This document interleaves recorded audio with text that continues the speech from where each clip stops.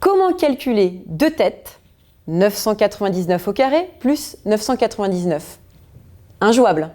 Et pourtant, dans cet exercice, on va ramener ce calcul à un calcul beaucoup plus simple. Pour cela, on utilisera le calcul littéral et notamment la première identité remarquable.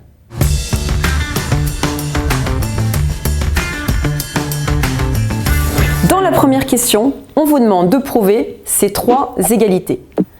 Attention, la question semble simple. Ce ne sont pas les calculs qui sont difficiles, c'est la méthode. Pour prouver une égalité, ne commencez jamais par écrire l'égalité et par remplacer des deux côtés. Si vous faites ça, le prof barre et c'est 0.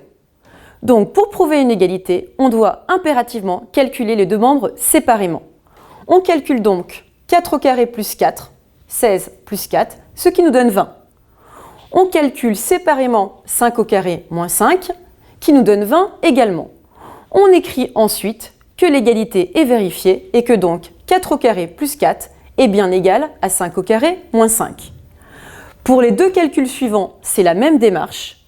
Donc on retient, l'important, c'est de présenter les calculs en calculant chaque membre séparément. Dans les trois égalités que nous venons d'obtenir, on remarque qu'il y a à chaque fois un entier et l'entier qui lui succède. C'est la même chose pour la deuxième égalité et pour la troisième égalité. Nous allons donc essayer de généraliser cette égalité à l'aide du calcul littéral.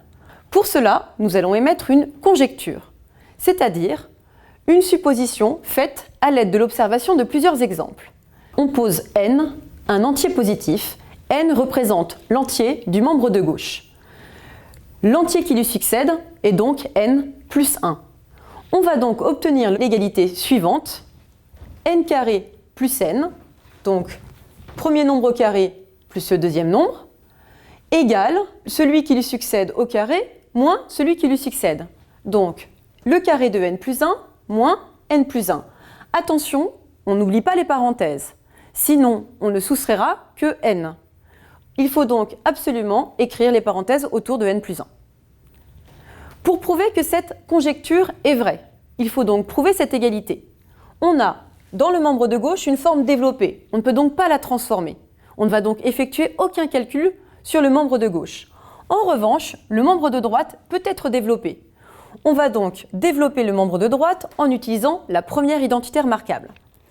On a donc le carré de n plus 1 qui est égal au carré de n, plus le double produit, plus le carré de 1. Pour supprimer les parenthèses précédées d'un signe moins, on pense bien à prendre l'opposé de chaque terme, l'opposé de n et l'opposé de 1, c'est-à-dire moins n moins 1.